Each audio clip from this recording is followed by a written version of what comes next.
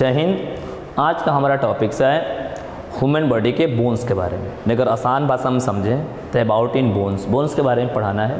तो हम आपको बता देते हैं सबसे पहले क्या होता है कि बोन्स होता क्या होता है। बॉडी के अंदर में जो सबसे हार्डेस्ट सब्सटेंस होता है उसको हम लोग क्या कहते हैं, बोन्स के नाम से जानते हैं। अब बात करते हैं कुछ बोन्स के और डीप पॉइंट के बारे में।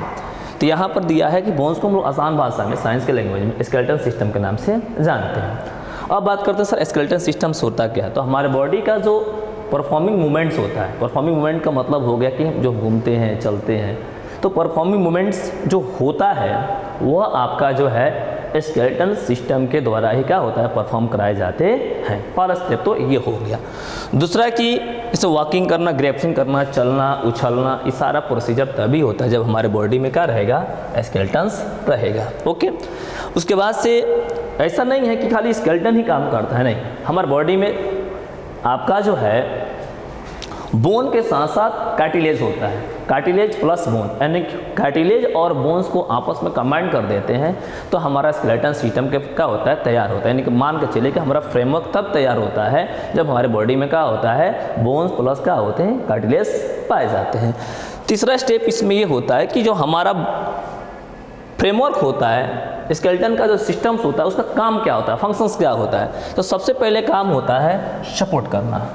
हमारे बॉडी के अंदर में जितने भी इंटरनल ऑर्गन्स होता है उसको फ्रेमवर्क देता है, सपोर्ट करता है। यानी फ्रेमवर्क वर्क द बॉडी के पूरे फ्रेमवर्क को देने का काम कौन करता है, आपका जो स्केलेटन सिस्टम करता है। दूसरा कि जो सॉफ्ट टिश्यू होता है, सॉफ्ट टिश्यू को मेंटेन करने का भी काम कौन करता है, स्केलेटन सिस्टम करता है।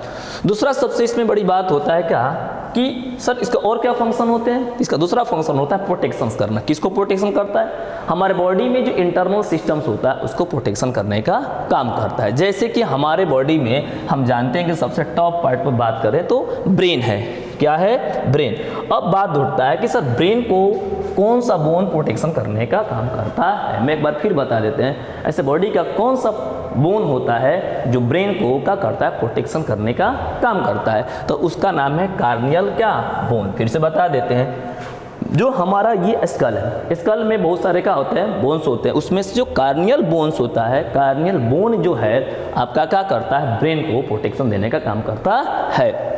उसके बाद से हम जानते हैं कि सबसे महत्वपूर्ण एक और आपका जो ऑर्गन्स है जिसको हम क्या कहते हैं, स्पाइनल कॉर्ड के नाम से जानते हैं। तो स्पाइनल कॉर्ड का प्रोटेक्शन करने का काम कौन करता है, फुटवेयर करता है, ठीक है ना, जिसको हम बैकबोन के नाम से भी जानते हैं। इसकी संख्या कितनी होती है, तो 33 होती है। अब हम एक इसमें और एक काम होता है किसका, तो आपका जो स्केलेटल सिस्टम में एक और चीज़ होता है, उस पर हम बात करेंगे क्या, हार्ट एंड लंग्स।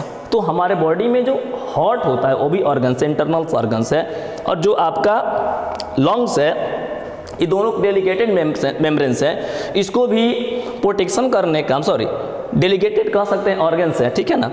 जो हार्ट और लंग्स है इसको प्रोटेक्शन करने का काम कौन करता है, रिब केज करता है। ये जो पार्ट दिखाई दे रहा है ना, ये रिब केज है। इसी रिब केज के अंदर आपका जो है हार्ट और लंग्स क्या होता है, प्रेजेंट रहता है। और रिब केज क्या करता है कि आपका जो है लंग्स को और हार्ट को प्रोटेक्शन करने का काम करता है। और ये जो आप दिखाई दे रहा है पीछे से बोन्स की तरह दिखाई दे रहा है, इसको हम लोग क्या कहते हैं, बैकबोन्स कहते हैं। और इसके अंदर में क्या होता है, स्पाइनल कॉर्ड क्या होती है, पाई जाती है, जिसको प्रोटेक्शन करने का काम करता है, बट बेयर करता है। और इसकी संख्या कितनी होती है, 33 होती है।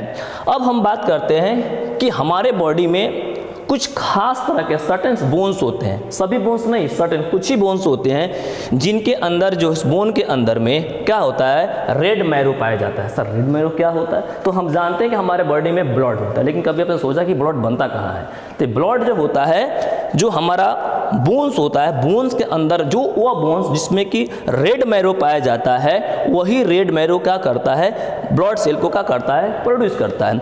और रेड मैरो से ब्लड सेल के बनने की जो प्रक्रिया होती है उसको जो है हेमाटोपोसिस के नाम से जानते हैं। जो हेमोग्लोबिन से संबंधित एक वर्ड है हेमाटोपोसिस, ठीक है ना। तो हेमाटोपोसिस आपका जो है प्रोसेस के कारण हमारे बॉडी में क्या होता है, ब्लड सेल बनता है। अब ब्लड सेल में 3 चीज बन जाता है। सबसे पहले आरबीसी बनता है, रेड ब्लड सेल। दूसरा डब्ल्यूबीसी, व्हाइट ब्लड सेल, और प्लेटलेट्स।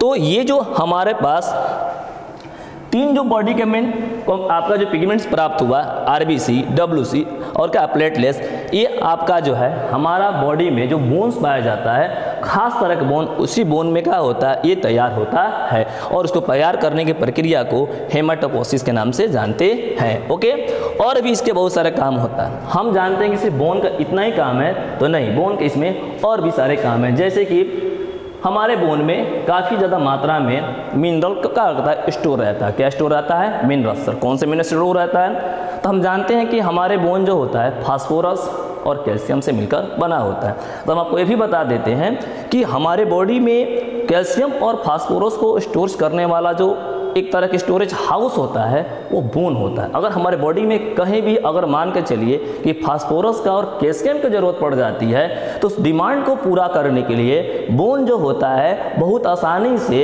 कैल्शियम और फास्फोरस को पूरे बॉडी के किसी भी पार्ट में क्या करता है, पहुंचाने का काम करता है। मतलब कि हम ये समझ सकते हैं कि जो हमारा बॉडी का बोन्स है वो उसमें क्या होता है, मिनरल्स क्या होती है, स्टोरेज रहता है और उसमें खास तरह के कैल्शियम और क्या फास्फोरस जो कि पूरे बॉडी में सप्लाई करने की क्षमता रखता है। कब? जब उसकी डिमांड होती है तब। अब हम बात कर लेते हैं कि सर बोन्स कितने प्रकार के होते हैं। कहीं बोन 5 प्रकार के लिखता है, कहीं 4 प्रकार के लिखता है, लेकिन हम फिलहाल यहाँ पर हम बोन्स के 5 टाइप बताते हैं। अगर बात कर लें तो पहला कहते हैं क्या, आपका जो है फ्लैट बोन्स, दूसरा होता है लॉन्ग्स बोन्स, तीसरा होता है आपका जो है इरेगुलर्स बोन्स, उसके बाद से शॉर्ट बोन्स और उसके बाद से सेमोइड्स बोन्स। ये हमारी बॉडी में मुख्य रूप से क्या होते हैं, 5 प्रकार की बोन्स पाई जाती है। अगर हम लोग फ्लैट बोन की बात करें तो फ्लैट बोन की संख्या कितनी होती है, 36 होती है। लॉन्ग बोन की संख्या आपकी 90 होती है और आपका इरेगुलर्स बोन की संख्या 48 होती है और शॉर्ट बोन की संख्या कितनी होती है, 28 होती है। ठीक है ना, ये हमारे बॉडी के अंदर में। और हाँ, एक सिस्मोइड्स बोन्स होती है, इसकी संख्या कितनी होती है, 14 होती है। यानी सबको अगर हम लोग सम कर दें, आपस में जोड़ दें, तो सबकी संख्या मिलाकर कितनी हो जाएगी, तो 206 होगी। ये जो आप दिखाई दे रहा है एक एडल्ट बॉडी, इसके बारे में बताया गया है। लेकिन अगर हम लोग बच्चों की बात कर लें तब बच्चों के अंदर में जो बोन की संख्या होती है वो 300 होता है, लेकिन बाद में सारे बोन्स आपस में डिफ्यूज होने के बाद से वो 206 क्या हो जाती है, दैट्स ऑल।